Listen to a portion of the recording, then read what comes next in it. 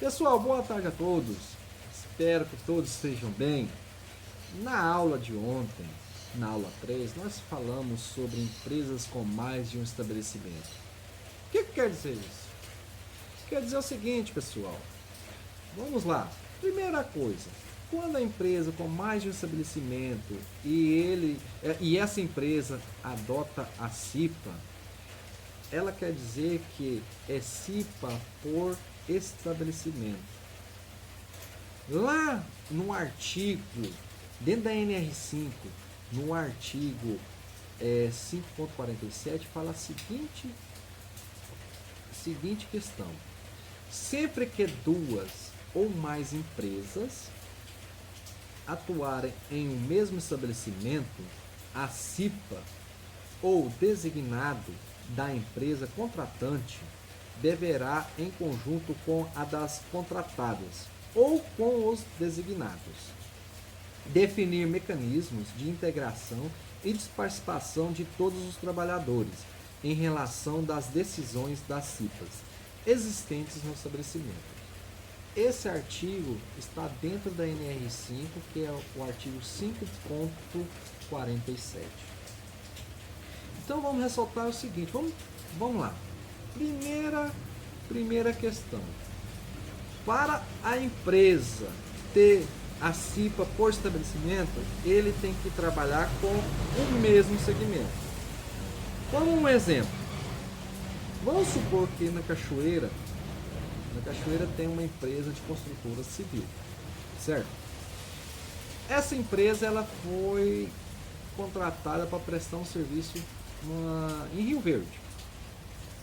Então, essa empresa, construtora civil, foi contratada para prestar um serviço lá em Rio Verde e o proprietário da empresa vai deslocar seus funcionários até Rio Verde para estar executando o serviço.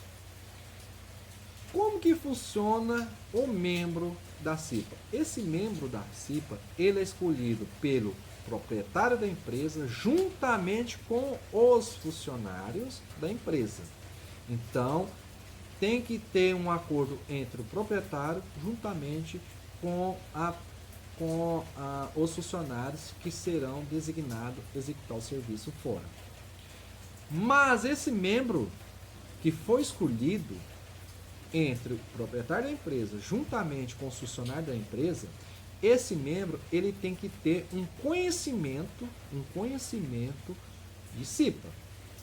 Desde que já foi um membro da CIPA anteriormente, desde que ele conhece as NRs, principalmente a NR6. O que a NR6 fala? Fala sobre os EPIs, né? Então, esse funcionário que foi convocado para fazer parte da CIPA, ele tem que ter um conhecimento. Senão, não tem como. Outra coisa. Nós falamos ontem sobre contratantes e contratadas. Isso quer dizer o seguinte. No caso das empreiteiras, ou empresas prestadoras de serviço, considera-se estabelecimento por fins de aplicação da NR5.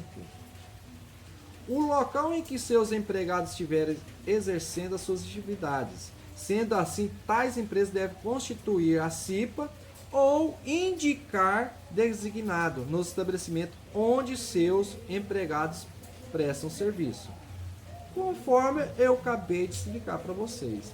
Só que desde que a empresa prestadora de serviço, ela trabalha no mesmo segmento. Voltando ao nosso exemplo, construtora civil foi prestar serviço lá em Rio Verde, na área elétrica, na parte mecânica, não pode. Não são do mesmo segmento. Segmentos de construção civil. Aí pode. Certo, pessoal? Nós falamos também sobre as atribuições. O que é atribuições? Uma das principais atribuições da CIPA é identificar os riscos e processo de trabalho. Destaco a diferença entre atividades de identificação e quantificação dos riscos. A realização de avaliações quantitativas dos diversos agentes nocivos presentes no ambiente ou no processo de trabalho. Não é atribuição da CIPA, mas tão somente sua identificação. Pessoal, lá no item, o artigo da NR5, o artigo 5.17, ele fala o seguinte, lá no artigo 5.17, cabe ao empregador proporcionar aos membros da CIPA os meios necessários ao desempenho das suas atribuições, garantindo tempo suficiente para a realização das tarefas constantes do plano de trabalho. Então, esse artigo 5.17, ele fala que determina que o empregador deve proporcionar aos membros da CIPA os meios necessários ao desempenho de suas atribuições, garantindo tempo suficiente para a realização das tarefas constantes dos planos de trabalho. Pessoal, vocês sabem, eu até falei um tempo atrás, né, eu acho que no segundo dia de aula, eu falei como que funciona a CIPA, como que é eleito os membros da CIPA, né? Como que funciona isso? A NR5, ela prevê os seguintes cargos para a CIPA. O cargo de presidente, quem escolhe é o empregador, é o proprietário da empresa. O vice-presidente, ele é representante dos empregados. O secretário e seu substituto, indicado em comum acordo entre os membros da CIPA. Vamos lá, primeiramente, como que funciona membro da CIPA?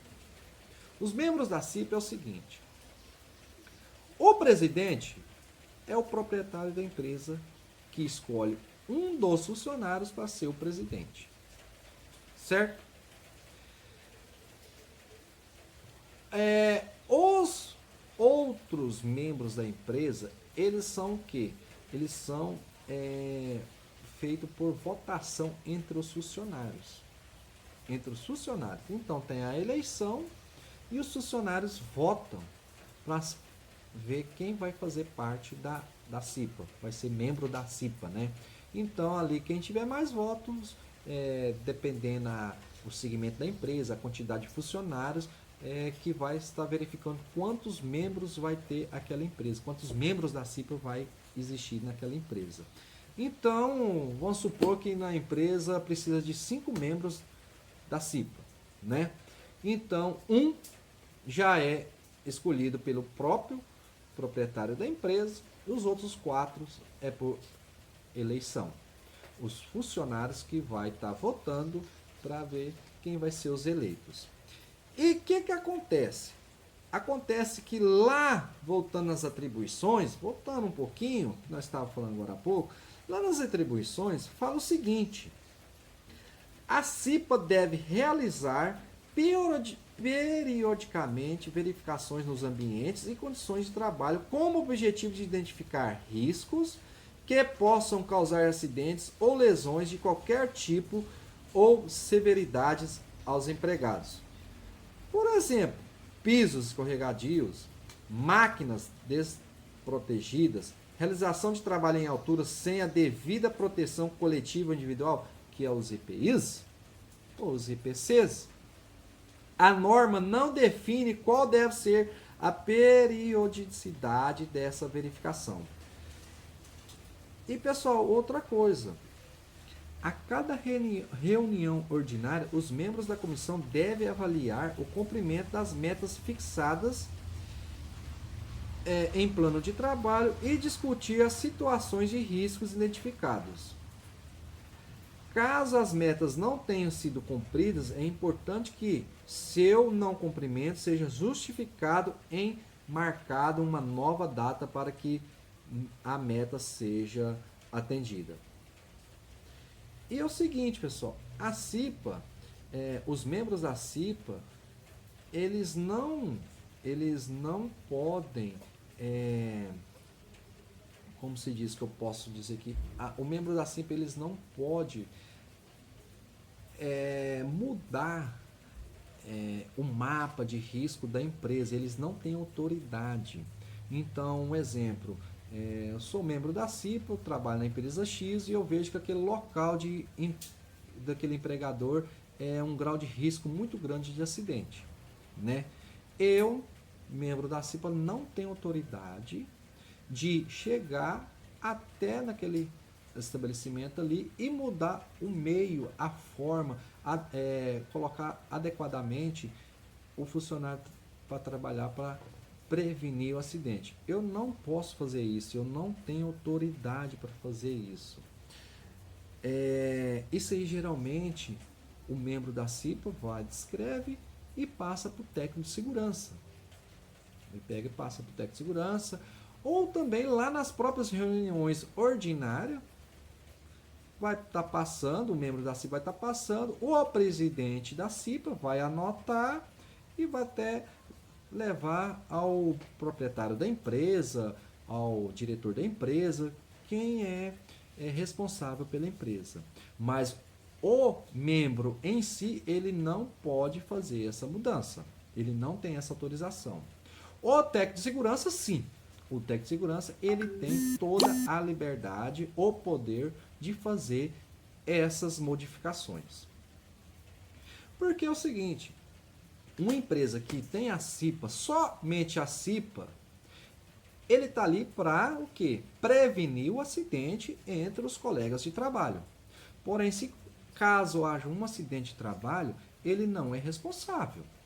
Ele está ali mais para quê? Para atentar aos funcionários, utiliza o IPI, olha, onde que o piso está demarcado, anda somente onde está demarcado, onde que é a passagem para o funcionário.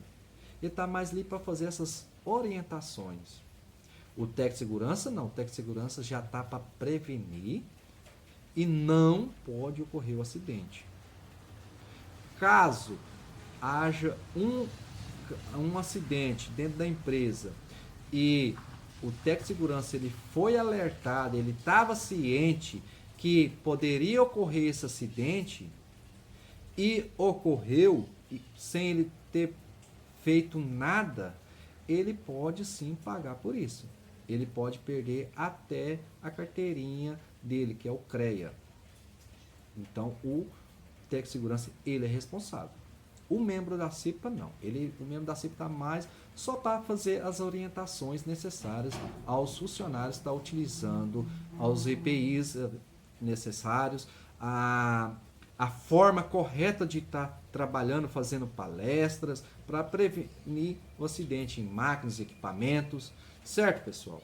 Outra coisa que nós falamos sobre as atribuições do presidente e do vice-presidente. Na NR5 determina expressamente quais as responsabilidades do presidente e do vice-presidente e as obrigações atribuídas aos seus dois cargos em conjunto. Então, eu passei uma figura para vocês formalizando quais são as atribuições do presidente e as atribuições do vice-presidente. Lembrando que o presidente é escolhido pelo proprietário da empresa, pelo empregador. Não se esqueça disso.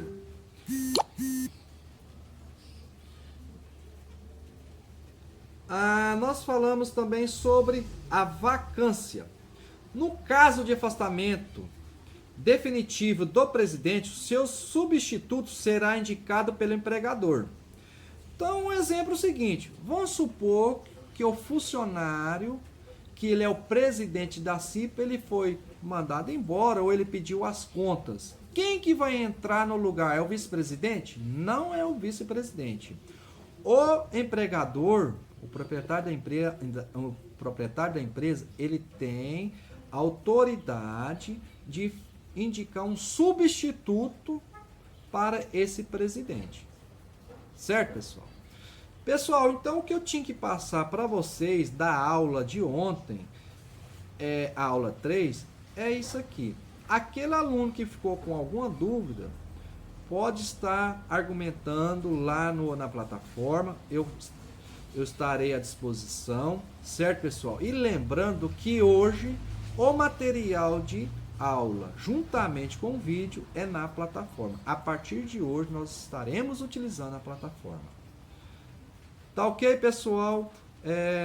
Espero que vocês tenham compreendido a aula de ontem, que tenha tirado as suas dúvidas. Caso ainda haja alguma dúvida, esteja com alguma dúvida, por gentileza, me questiona lá na plataforma ou no grupo do WhatsApp, que eu estarei respondendo para vocês. Tá ok, pessoal? Então tenham uma boa noite e uma boa aula.